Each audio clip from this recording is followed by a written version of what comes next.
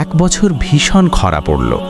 বাজারে মানুষ কমে গেল, বিক্রি প্রায় বন্ধ, অনেক দোকান বন্ধ হয়ে গেল। রফিক সাহেব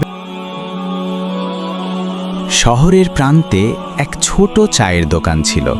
দোকানদার রফিক সাহেব খুব সাধারণ মানুষ। দিনভর কাজ করতেন, সংসার চালাতে কষ্ট হতো, তবু একটা অভ্যেস কখনো ছাড়েননি। আসরের পর দোকান বন্ধ করে মসজিদে যেতেন। লোকেরা বলতো, এই কষ্টের জীবনে এত নিয়ম মানলে কি হবে? রফিক সাহেব হাসতেন, বলতেন, রিজিক আমি চালাই না। এক বছর ভীষণ খরা পড়ল। বাজারে মানুষ কমে গেল, বিক্রি প্রায় বন্ধ, অনেক দোকান বন্ধ হয়ে গেল। রফিক সাহেবের অবস্থাও খারাপ। একদিন দোকানে বসে তিনি হিসাব করছিলেন, টাকা আর দুদিনের বেশি চলবে না। সেদিন তিনি মসজিদে গিয়ে দীর্ঘ সিজদায় কাঁদলেন। কিছু চাইতে পারলেন না, শুধু বললেন, হে আল্লাহ, আমি চেষ্টা করেছি, বাকিটা আপনার।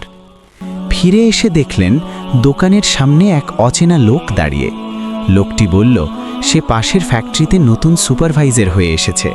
শ্রমিকদের জন্য নিয়মিত চা সরবরাহ দরকার।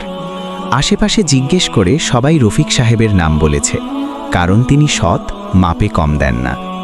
সেই দিন থেকে তার দোকান আর বন্ধ হয়নি। কয়েক সপ্তাহ পরে আকাশে মেঘ জমল, বৃষ্টি নামল। লোকেরা বলল, অবশেষে বৃষ্টি এলো। রফিক সাহেব চুপ করে আকাশের দিকে তাকালেন। তার মনে হলো, বৃষ্টি সেদিনই শুরু হয়েছিল যেদিন তিনি সিজদায় ভরসা রেখেছিলেন। শিক্ষা: সিজদা শুধু কপাল মাটিতে রাখা নয়, সিজদা হলো ভরসা আল্লাহর হাতে তুলে দেওয়া।